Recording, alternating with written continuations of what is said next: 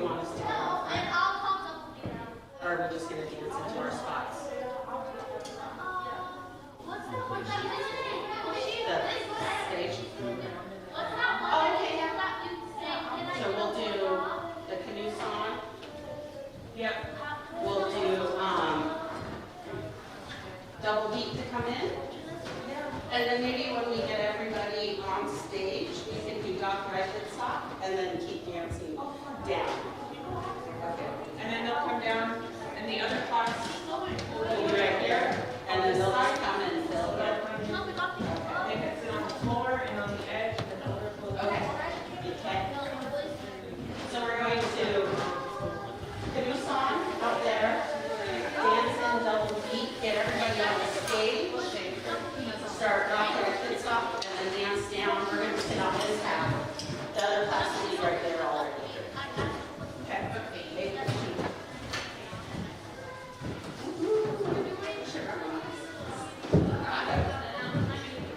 Yes, sir. Call movie.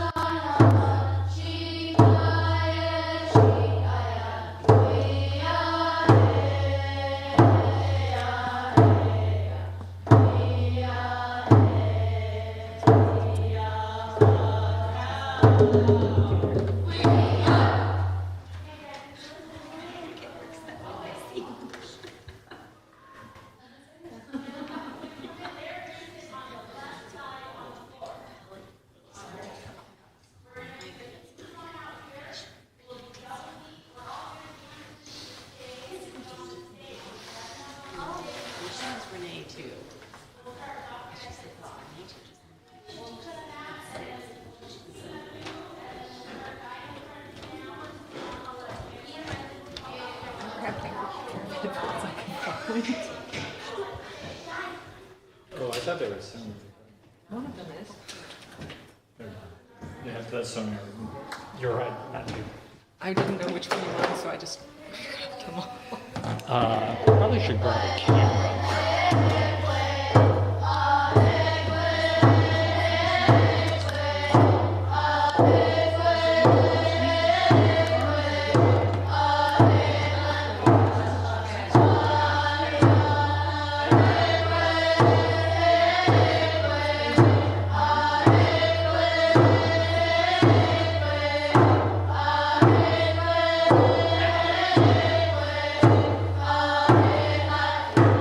Keep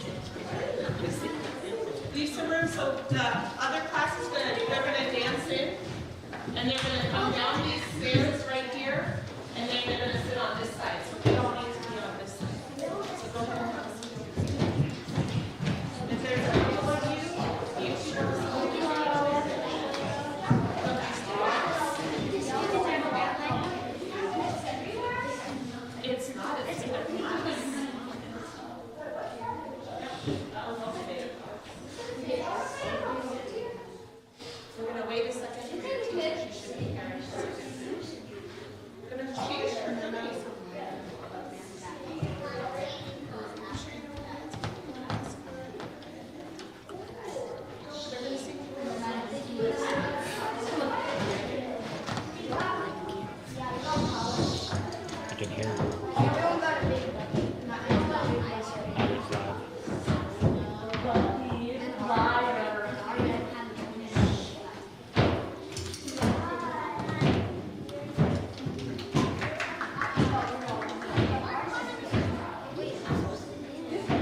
So they're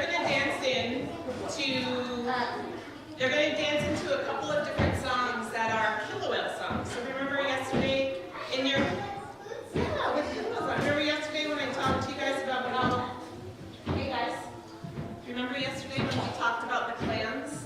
And clans own songs. The songs that they're going to sing to dance into are killer whale songs or DAKLAWEIDÍ songs. The first one that they're going to sing is a paddle song. And it's about two women who migrated back here to where we live now. They went underneath the glacier in a tunnel. And it's a song that they sang while they were paddling. When they get up on the stage, they're going to sing a second paddle song that is also about the same thing about paddling back here when we got trapped behind the glacier. And then they're going to sing a song to come down and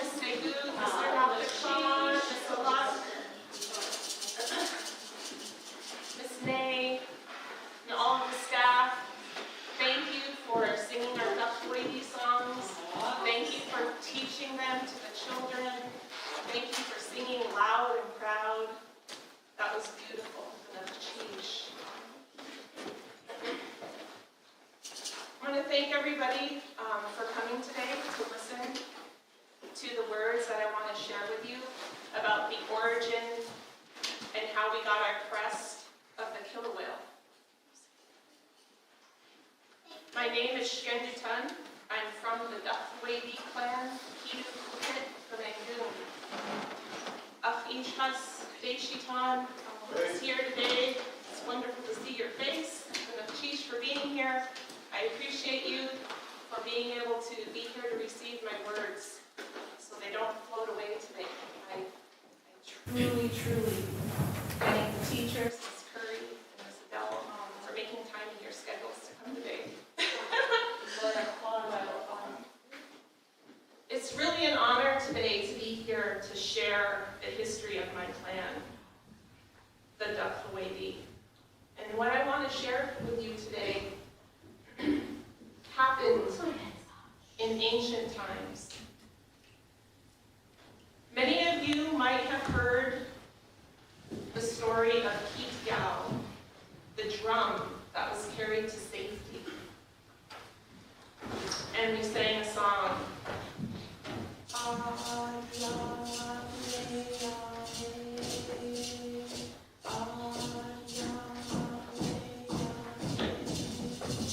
We sang that song to remember that time.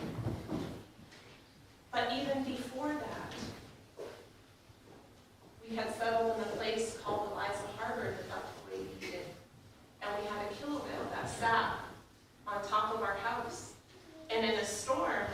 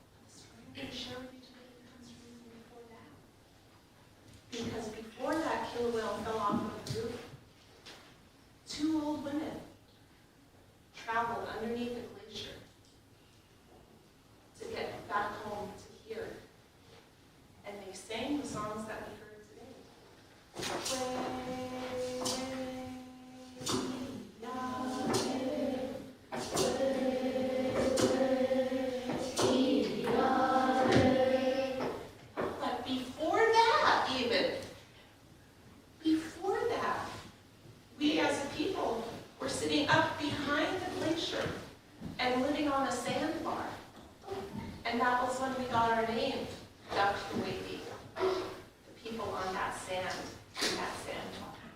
That was a long time ago when we first got our name. But the story I'm going to share with you happened even before that. Because before that, there was a flood. A great flood that flooded the whole earth. And there was an old woman who went up on top of the mountain, CRESTS mountain, in Sealaska, to get away from the rising waters. And she turned to stone. And you can still see her up there on CRESTS mountain. She's a little nun, but don't point at her. If you point at her, it'll start to rain. And it might flood the brook again. I've never tried. But the story I'm going to share with you today happened even before that. Before the flood. Before the flood, there was a young woman. A kind and beautiful young woman.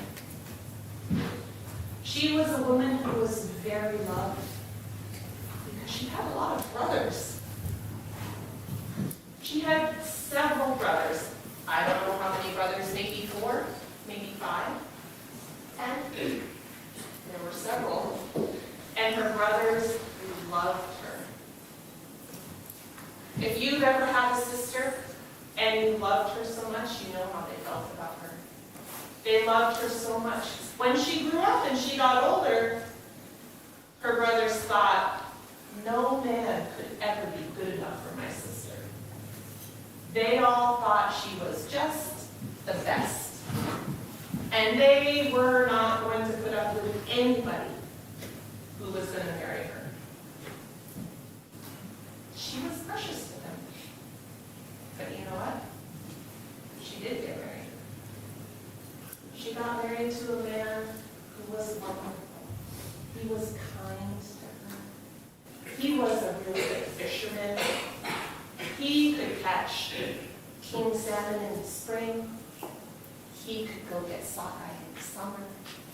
He would catch the fattest, yummiest, juiciest coho in the fall. And he would catch the biggest halibut any time of the year. He was also an amazing hunter. He would get the plumpest, fattest seals, and they would make delicious seal grease. He would get the most delicious deer. He was good. He provided for her.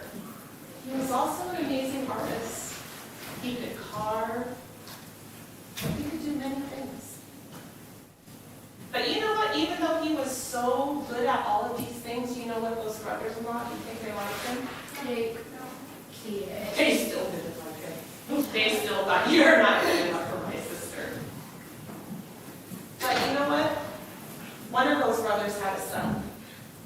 And that son was the nephew to the husband.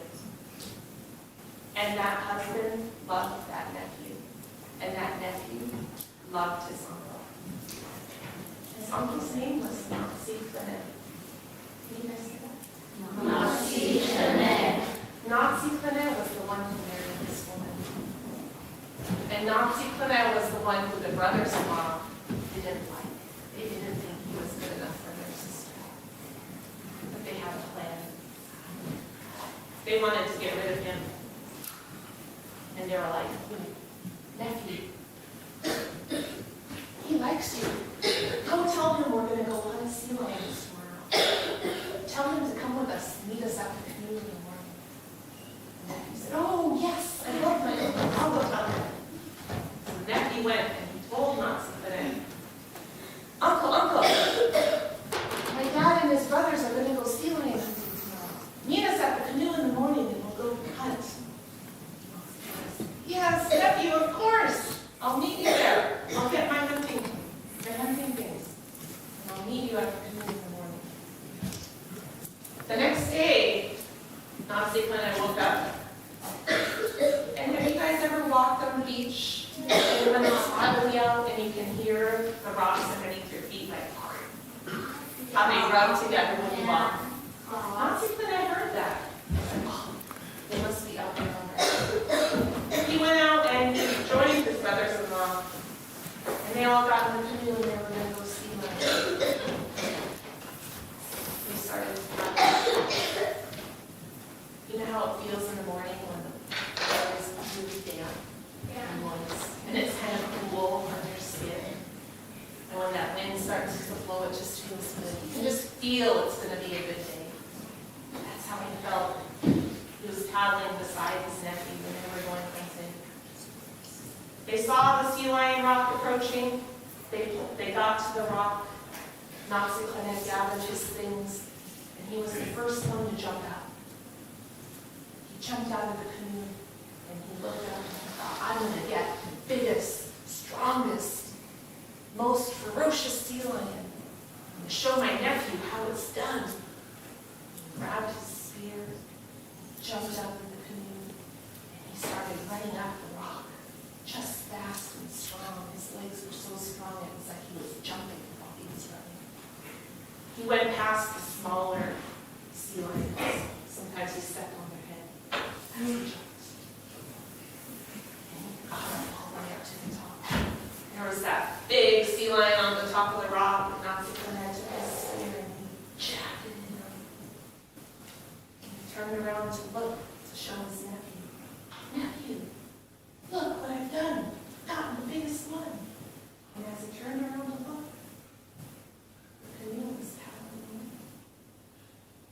All he could see was the backs of the heads of his brothers-in-law and the face of his nephew looking back with that sad look on his face, that sad look that says, I'm sorry, Uncle. That sad look that says, I didn't know, Uncle. That sad look of, I love you, Uncle. I didn't mean for this to happen. Noxiclin knew that his nephew didn't know. But he knew that his brothers-in-law had planned this. And as good of a man that Noxiclin was, he felt that rage building in the pit of his stomach. He felt anger.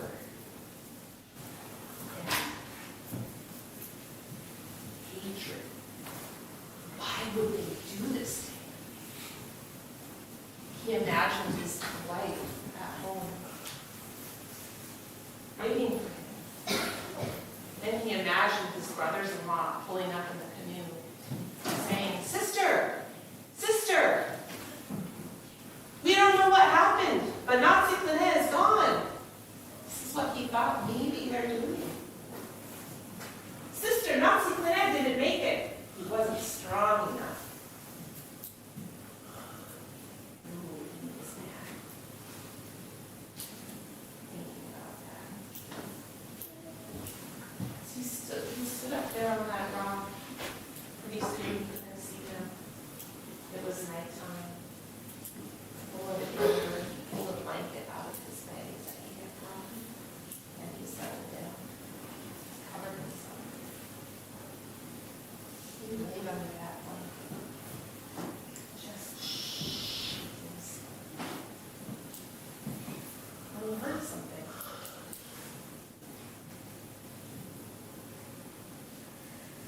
he thought he heard something. He looked. And he went back under his blanket. He started thinking about his brothers-in-law again.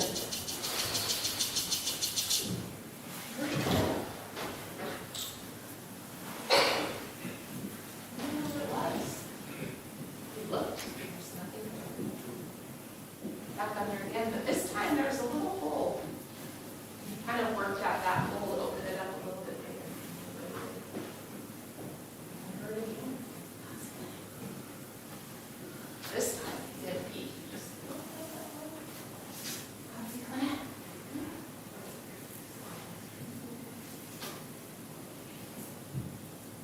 Noxiclin, I see you, Seagull. Is that you calling me?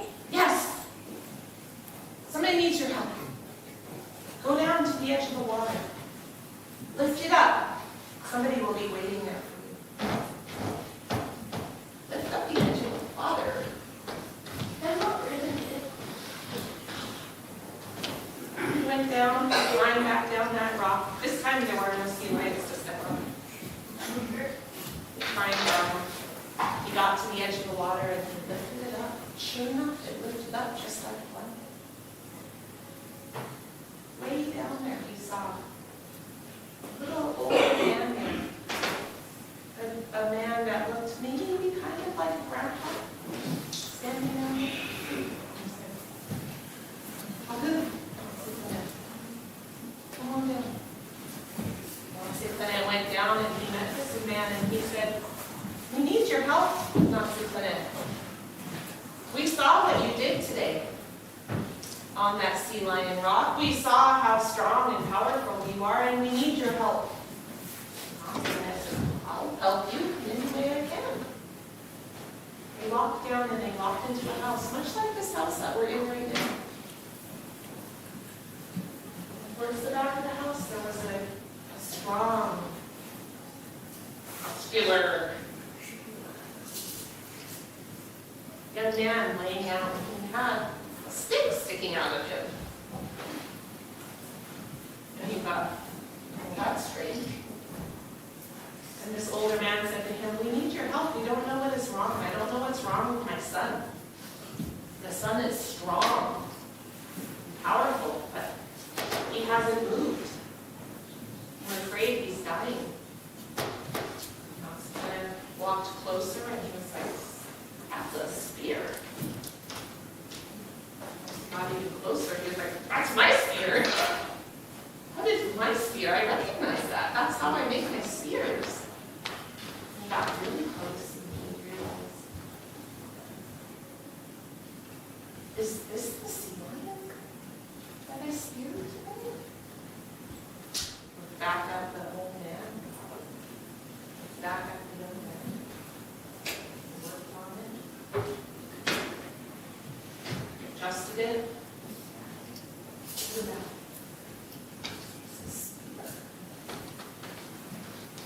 The young man, that strong young man, immediately started to feel better. Sat up and spoke. That's good. Thank you.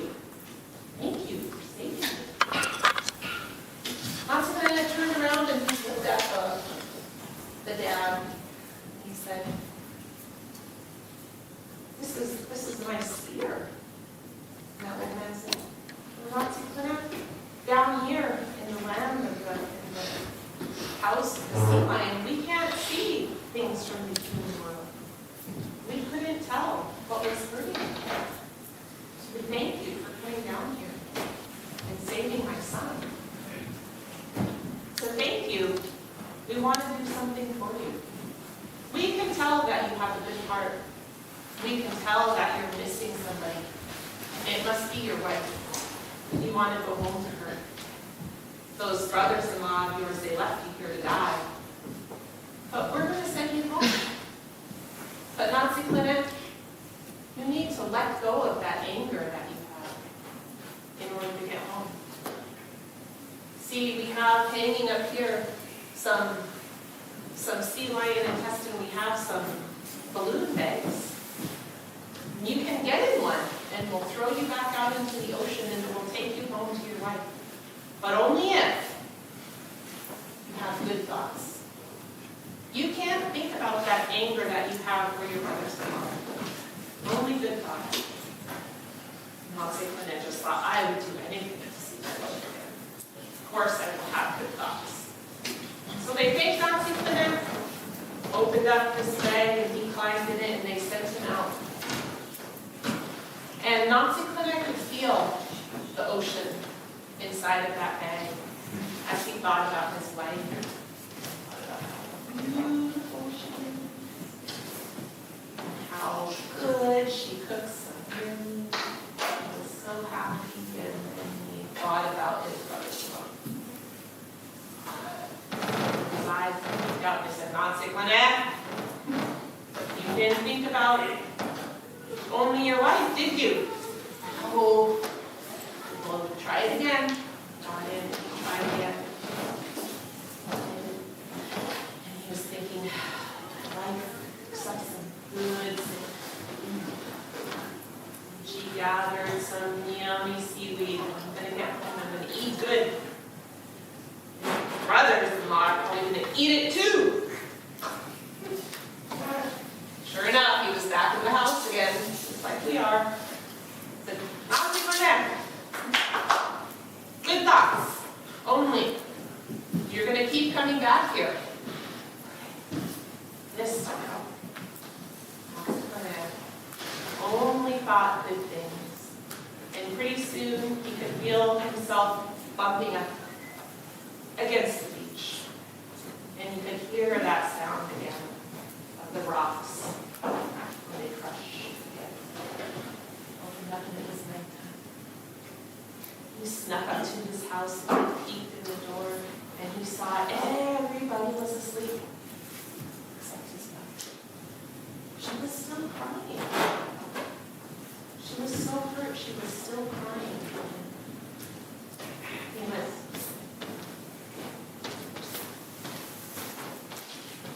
she looked and she saw him.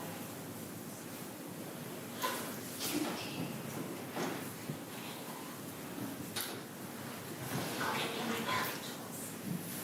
I have a plan.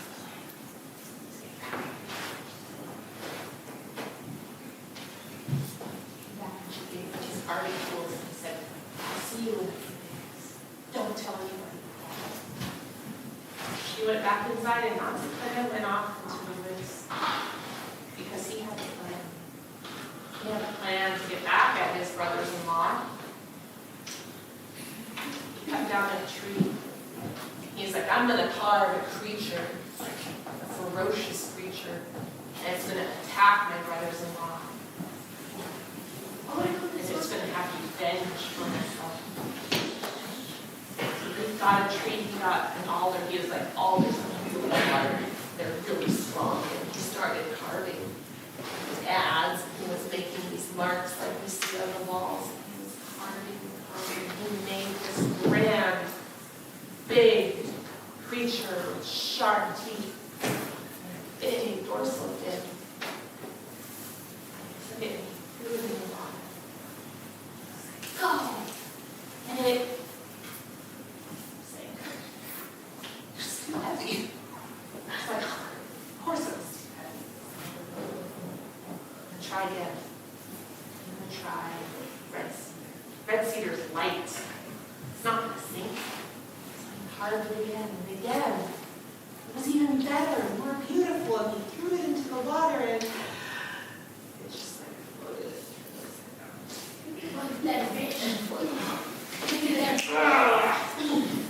One more time. This time we tried those. Oh, yes. You started to smell of yellow cedar.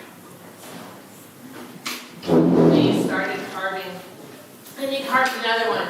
It had an even bigger dorsal fin and sharper teeth, and it was just looked beautiful and ferocious at the same time. He threw it into the water, and it immediately came to life. It started swimming and jumping, and it could go out, and it could catch seals, and it could bring it into the shore, and it could get salmon and bring it into the shore. And Nazi said, "You're the one. Make more of you."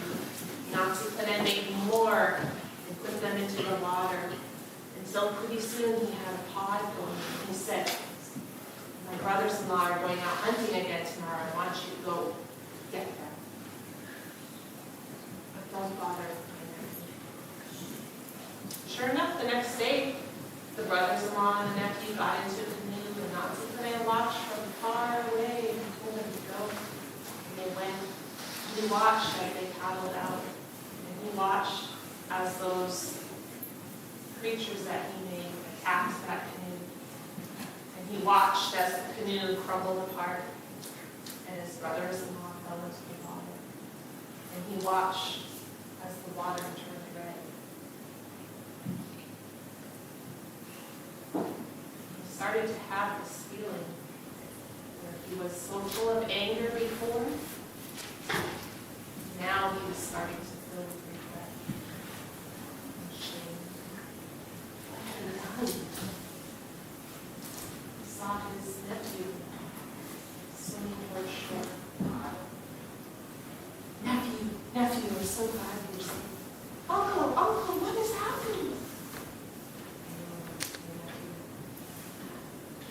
carve these creatures and they hurt my brothers-in-law. And tell them never to do this again. Never to use their strength and their teeth to hurt humans again.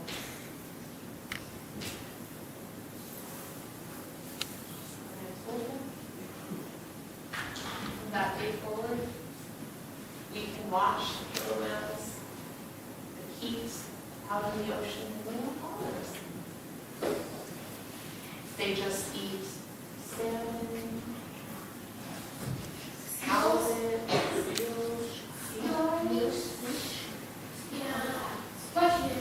so they don't leave us alone anymore. And ever since then, we use this heat as our crest. This hat has an optic neck right on the top of it.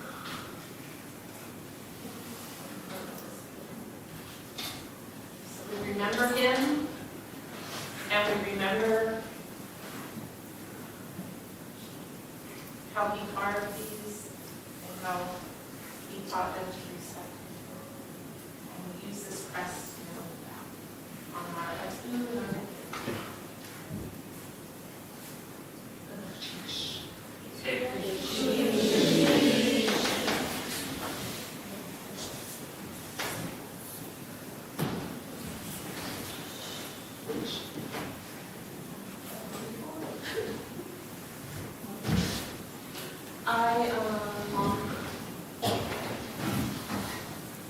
I asked your teachers if you guys could think about why is it important that we remember these stories and that we tell these stories in this history and that we share it. And I just want you guys to think about that a little bit. Because this was really important to me. These are things that I heard growing up. This was history that I was expected to learn as a child. And now that I'm older, I get asked to share it, and I really appreciate that. So to me, they're really important, but I'm curious what you guys might think about why you think it's important. I'm not going to ask you to answer right now, but there's some things. Do we have time? Yes. Who's in charge here?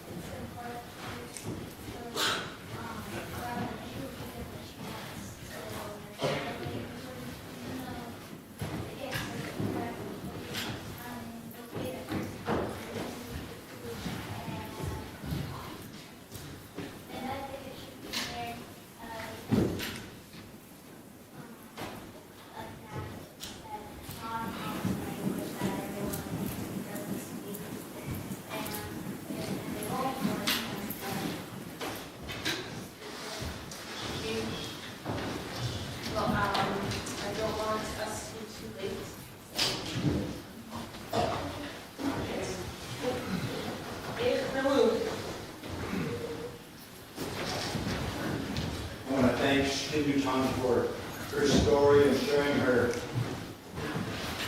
history Also, I want to bring out my Raven hat to balance the abu that she brought out. It's important that we keep balance and that we respond to her story.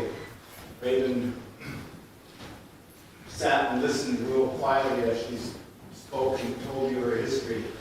So it's important that all of you find out what your history is, who you are. It's very important that your identity is known. I see, oh, I see a lot of ravens. I see some eagles. This is who you are. So thank you for your beautiful song that you sang as you guys came in. That story is a true story of how the killer whale drum came to be here. So there's Chish, your tongue for your words, and Gabu, your way.